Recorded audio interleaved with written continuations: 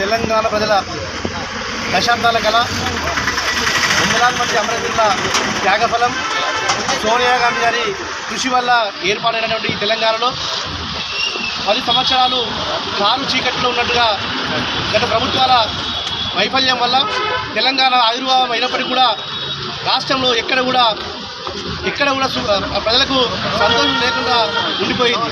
అలాంటి కారు చీకట్లను గత 2.5 సంవత్సరాలుగా గౌరవ ముఖ్యమంత్రి రేవంత్ రెడ్డి గారు, కాంగ్రెస్ ప్రభుత్వం ఈరోజు అధికారం వచ్చిన తర్వాత మెల్లిమెల్లిగా ఈరోజు కాంతుల దీపాల వలె కాంతులలో విరజిమ్మే విధంగా తెలంగాణ రాష్ట్రం అవతరిస్తూ ఉన్నది. మరికొద్ది రోజుల్లోనే తెలంగాణ రాష్ట్రంలో ప్రతి ఇంటికి సంక్షేమ ఫలితాలు అందే విధంగా, ప్రతి పౌరుడు ప్రతి కుటుంబం కూడా సుఖంగా ఉండే విధంగా, సంతోషాలతో ఉండే విధంగా తెలంగాణ రాష్ట్రంలో కాంగ్రెస్ ప్రభుత్వం తీసుకొచ్చే సంక్షేమ పథకాలు కూడా ప్రతి ఇంటికి చేరేసే విధంగా మా కార్యకర్తలు కృషి చేస్తూ ఉన్నారు. గౌరవ ముఖ్యమంత్రి గారికి, రేవంత్ రెడ్డి గారికి, అలాగే కాంగ్రెస్ ప్రభుత్వం క్యాబినెట్ మినిస్టర్ అందరూ కూడా నేను ధన్యవాదాలు తెలియజేస్తా ఉన్నాను. జై తెలంగాణ. తెలంగాణ రాష్ట్ర వ్యాప్తంగా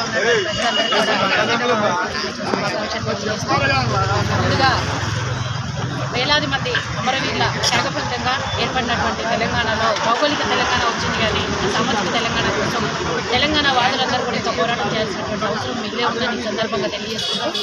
సామాజిక తెలంగాణ దిశగా కాంగ్రెస్ ప్రభుత్వం ప్రజాప్రభుత్వం దిశగా ప్రయత్నం చేస్తుందని సందర్భంగా తెలియజేస్తూ ఎస్సీ, మైనార్టీలు అందరికీ కూడా సమన్వయం జరగాలి అంటే ఓన్లీ కాంగ్రెస్ ప్రభుత్వంలోనే సమన్వయం జరుగుతుందని మరొకసారి ఈ సందర్భంగా తెలియజేస్తూ, ముఖ్యంగా అమరవీరుల కుటుంబాలందరికీ కూడా తెలంగాణ రాష్ట్ర వ్యాప్తంగా ఉన్నటువంటి 4 కోట్లన్నర ప్రజలందరి తరఫున వారందరికీ ధన్యవాదాలు తెలియజేస్తున్నాం. ముఖ్యంగా ఎందుకంటే ఆ రోజు వారి బిడ్డలు త్యాగాలు చేయబట్టే వాళ్ళ త్యాగాల ఫలితమే ఈరోజు తెలంగాణ రాష్ట్రం.